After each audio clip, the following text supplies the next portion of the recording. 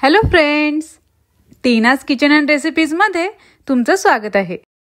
महाराष्ट्रीयन घरामध्ये शक्यतो सकाळचा नाश्ता प्रामुख्याने कांदे पोहेच असतो।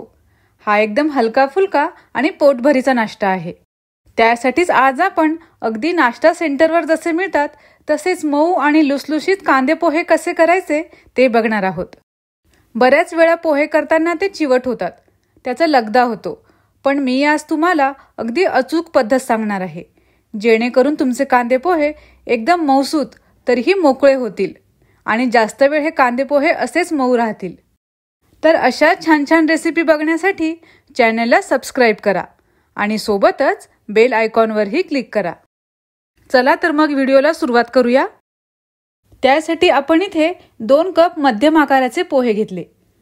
चिवडा करण्यासाठी आपण पातळ पोहे घेतो, पण इथे असे मध्यमच पोहे घ्यायचे। त्यासोबतच 1 मोठा चिरलेला कांदा, पाव वाटी शेंगदाणे, अर्धी वाटी कोथिंबीर, 1 चमचा मोहरी, अर्धा चमचा जिरे, 3 ते 4 कट केलेली हिरवी मिरची, अर्धा चमचा हळदी पावडर, 7 ते 8 कढीपत्त्याची पाने, चवीनुसार मीठ आणि सजावटीसाठी बारीक शेव।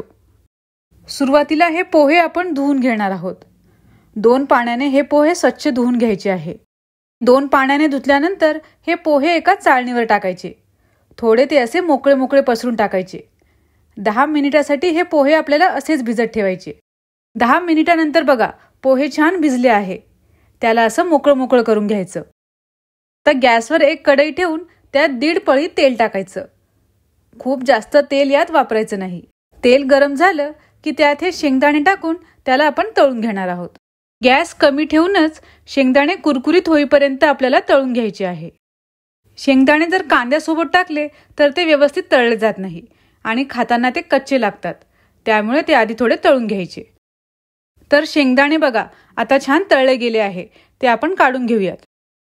त्याच तेलात ही मोहरी आणि जिरे टाकायचं।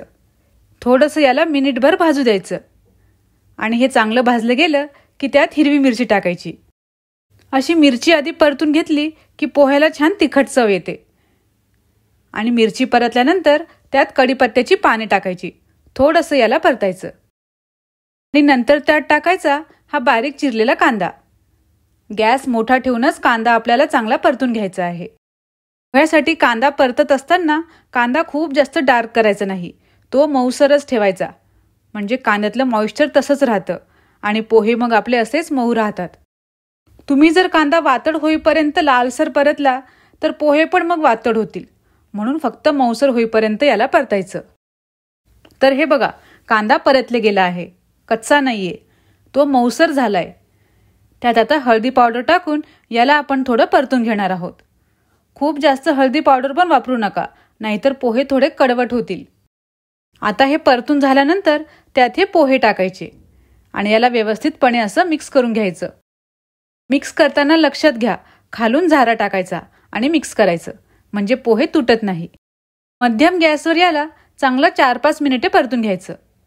रंग पण याला छान आलाय, हळद पण अजिबात जास्त झालेली नाही।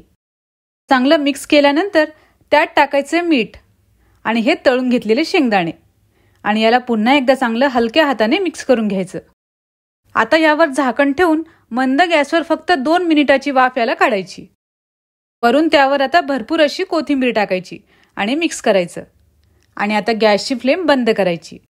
हे बघा, किती मोकळे मऊ सुटसुटीत हे पोहे तयार झाले आहे, अजिबात त्याचा लगदा झालेला नाही। तर अगदी नाश्ता सेंटरवर जसे मिळतात तसेच कांदे पोहे आपले तयार झाले आहे। अशा पद्धतीने केलेले पोहे घरी नक्की ट्राय करून बघा, असेच मोकळे लुसलुशीत होतील। व्हिडिओ आवडला तर लाईक, कमेंट आणि शेअर करायला विसरू नका। आणि हो, चॅनलला सबस्क्राइब केलं नसेल तर प्लीज सबस्क्राइब करा।